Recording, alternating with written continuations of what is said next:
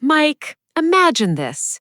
You land in a new country, you get your bags, and your phone says, no internet. Oh no. No maps, no translator, no messages. Nothing. That was my first hour abroad. Just me, a suitcase, and pure panic. The modern nightmare. No little blue dot telling you where to go. Exactly. I stood in the airport just staring at my dead phone like it was going to fix itself if I looked at it long enough. We all do that. We stare at the phone like it feels guilty. And it gives you nothing. Zero. Zero. And that, my friends, is a perfect welcome to today's topic.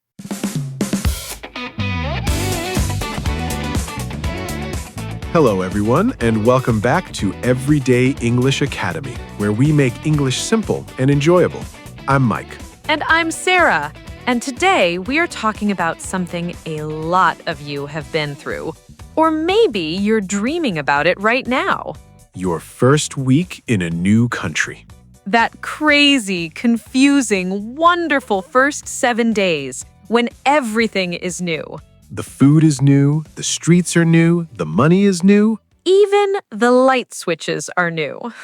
But we'll get to that. And while we chat, you'll pick up some really useful English words and phrases for travel and moving. Real ones, the kind you'll actually use. So, if you enjoy learning with us, please subscribe to Everyday English Academy and give this episode a like. It helps us so much. Okay, Sarah, so back to your dead phone at the airport. What did you actually do? Honestly, I just followed people.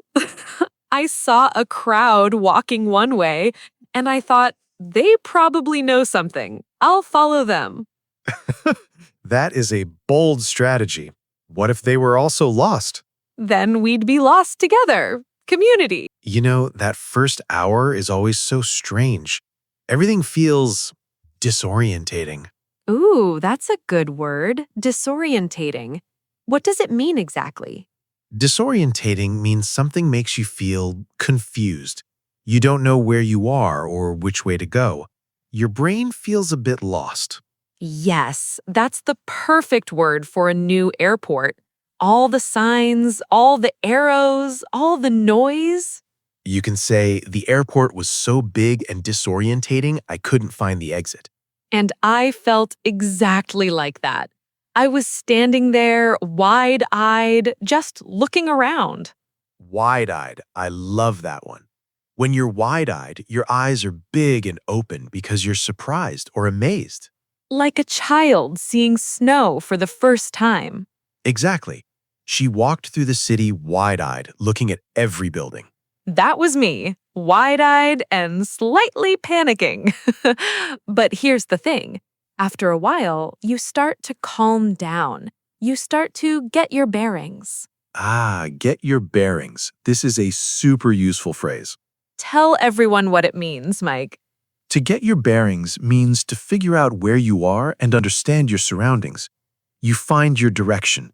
Your brain says, okay, I understand this place now. So when you first arrive somewhere new, you need a little time to get your bearings.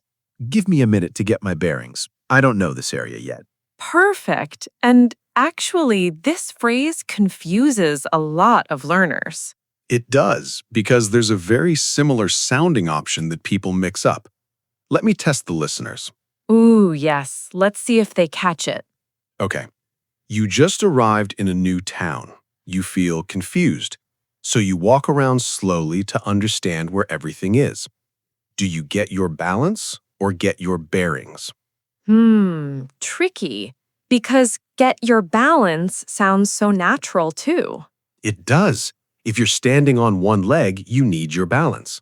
Right. Balance is about your body not falling over. But this is about direction, about understanding a place. So which one is it? I'm going to say get your bearings. Correct. Get your bearings. That's the one about finding your direction and understanding where you are. Get your balance is about your body not falling down. Nice. See, that's a common trap. They sound similar, but they mean different things. And speaking of confusing, Sarah, can I mention the other big thing about arriving? Jet lag? Jet lag. When you fly far and your body has no idea what time it is. Oh, jet lag is brutal. You're wide awake at 3 in the morning. And then at 2 in the afternoon, you're falling asleep in your soup. Falling asleep in your soup. That happened to you? Almost. I sat down for lunch on my second day and my eyes just closed, face nearly in the bowl. That's amazing. Your body was so confused. Completely. Quick question, everyone. When you say you land somewhere, is it arrive in the country or arrive to the country? Think about it. Ooh, good one. Prepositions are sneaky. So, which is it, Sarah? Well, let me think about how I'd actually say it. Take your time. I feel like arrive to is what a lot of learners say, but it sounds a bit off to my ear. A lot of people do say arrive to. It's one of the most common little mistakes. Then I'll go with arrive in the country. That's the one. We arrive in a country, in a city, or we arrive at a place, like I arrived at the airport, but never arrive to. Good to know. Small word, big difference. Tiny words cause the biggest problems in English. They really do. Okay, so you've arrived, you're jet lagged, you've got your bearings a little bit. Now comes the part nobody tells you about. Dramatically, the paperwork. The boring stuff, the admin. Getting a phone number, opening a bank account, registering your address. And every single one of them needs a different document you don't have. Yes. You go to get a phone plan and they say, we need your bank details. So you go to the bank and they say, we need a phone number. The circle of doom. The circle of doom. You just go round and around. There's a perfect phrase for this, actually. To jump through hoops. Oh, that's a great one. What does it mean, Sarah? To jump through hoops means to do a lot of small, annoying, difficult steps to get something done. Usually more steps than you think are necessary. Like a dog in a circus jumping through the rings. Exactly that image. I had to jump through so many hoops just to open a bank account. That is painfully true. I felt like I was doing a circus show, not moving to a new country. And listeners, Mike has one errand disaster that took him 3 separate visits to fix. 3! Do we have to? We absolutely have to. Tell them! Okay. So I go to sort out my phone. First visit, I forgot my passport. They send me home.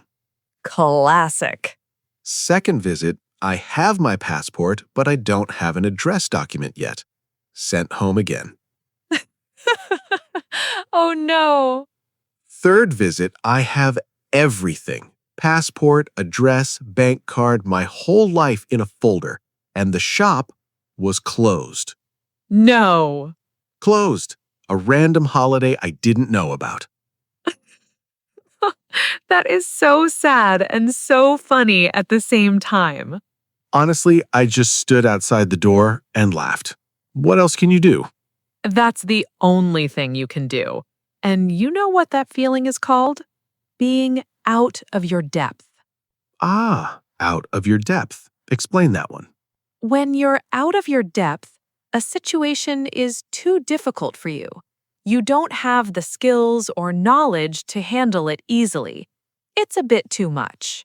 The image is water, right? Like the water is too deep and your feet can't touch the bottom? Exactly. You're swimming and suddenly it's too deep. I felt completely out of your depth with all the local paperwork.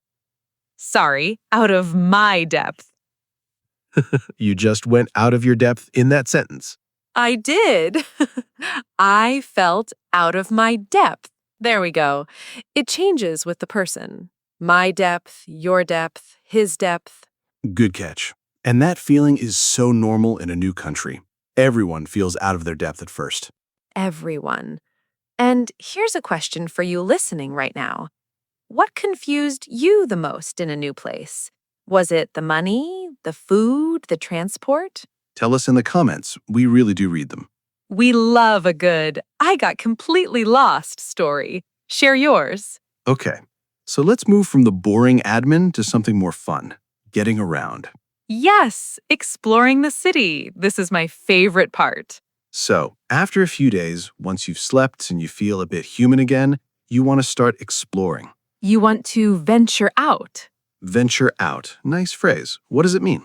To venture out means to leave your safe place, like your hotel or apartment, and go explore, especially when it feels a little bit scary or new. So, day 3, I finally ventured out to explore the old town. I like that, because the first days you don't venture out, you hide. So true. The first day, I just went to the shop next door and came straight back. That was my big adventure. I ventured out 4 meters. Baby steps. But then slowly you start to learn the ropes. Learn the ropes. Another good one. This means to learn how things work in a new place or a new job. Like learning which bus to take, where the cheap supermarket is, how to buy a metro ticket. All the little local skills. It took me a week to learn the ropes, but now I know the city well. And getting the transport right is a whole adventure by itself. Oh, the transport. I got on a train going the completely wrong direction once. Of course you did. I was so proud of myself. I found the station, I bought the ticket, I got on the train going away from the city. You were on a little countryside tour. A surprise tour I did not book. I saw fields, cows, tiny villages, and no city. That is the best mistake. At least you saw the countryside. Free sightseeing. But you know what? Let's do a quick practice here. This is perfect for these phrases.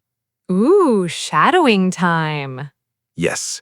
So, listeners, I'll say a short sentence, then you repeat it out loud. Don't be shy. Say it. Here we go. I need to get my bearings. Let's venture out today. This is a bit disorienting. I'm slowly learning the ropes.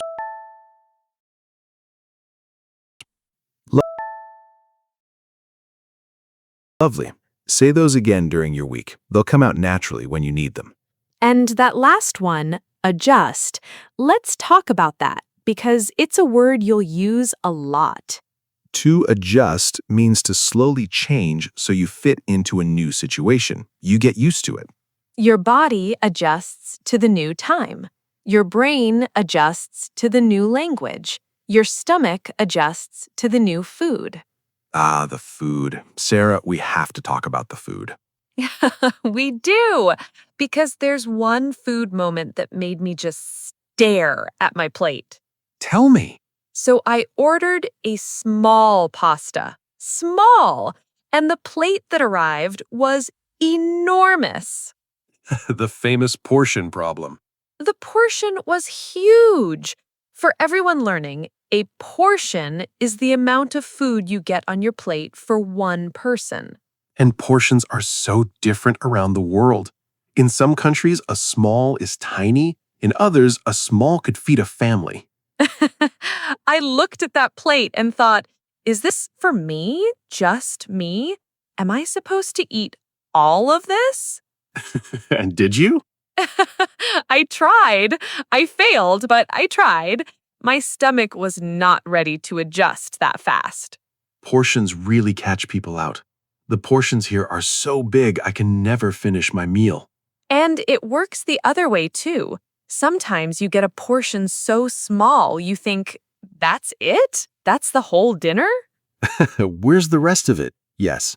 Food is always a surprise. But food isn't the only surprise. There's another one that's even sneakier. Oh, you mean gestures. Gestures, yes.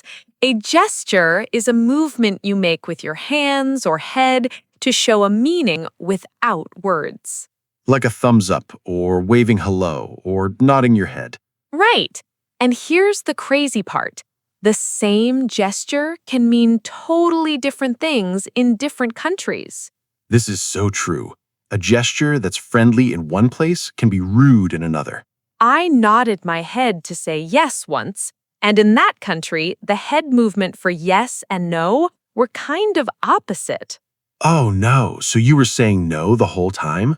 I think I was. The waiter kept looking confused. I was nodding like, yes, yes, more please. And he heard, no, no, take it away. That explains the tiny portion. Maybe that's exactly what happened. That's a great one. And listeners, here's a question for you. What's a gesture that means something different where you live? Yes, we're curious. Maybe a hand movement, a head movement, something that surprises foreigners. Tell us in the comments. This is always fascinating to us. It really is. And the thing about all these little surprises, the food, the gestures, the wrong trains, is that slowly they stop being scary. Right. One day you wake up and you're not wide-eyed anymore. You just know things. You know which coffee shop is good. You know the fast way to the station.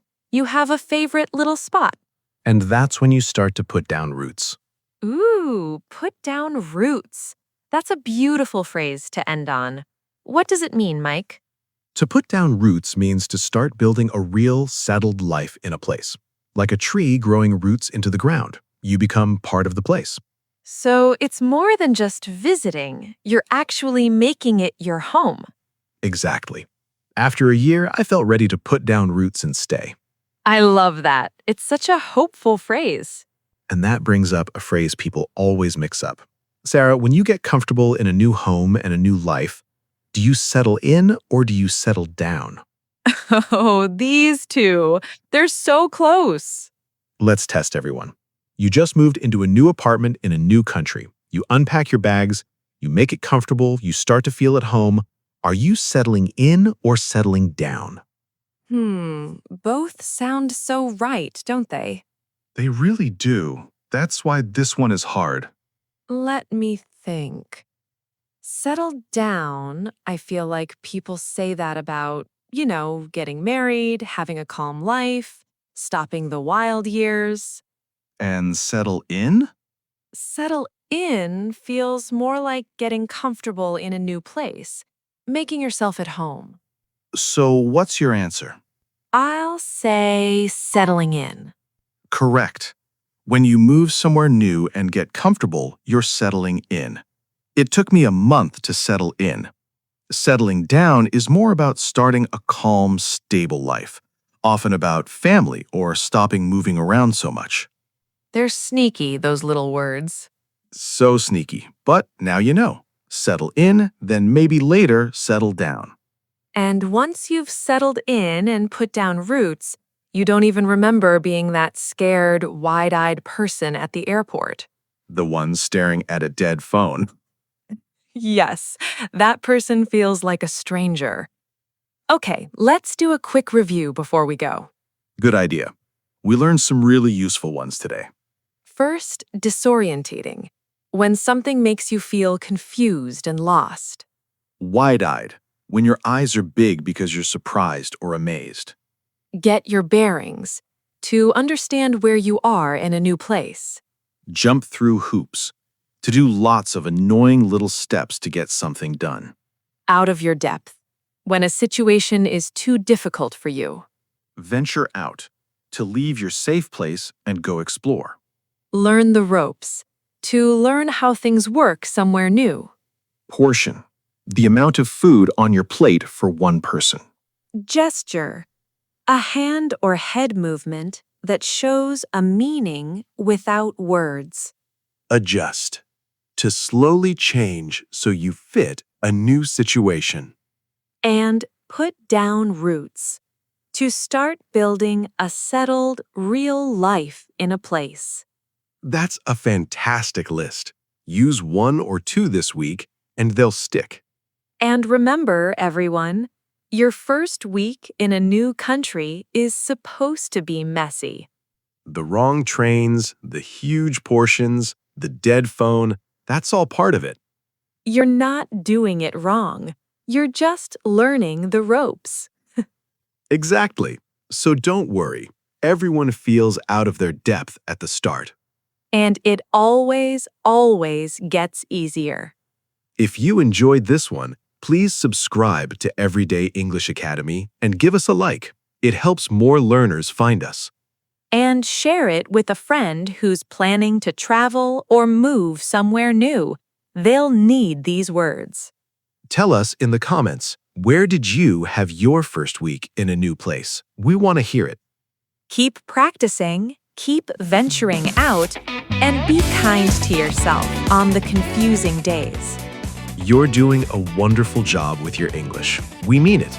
Stay curious, stay wide-eyed, and we'll see you in the next episode. Bye, everyone. Goodbye.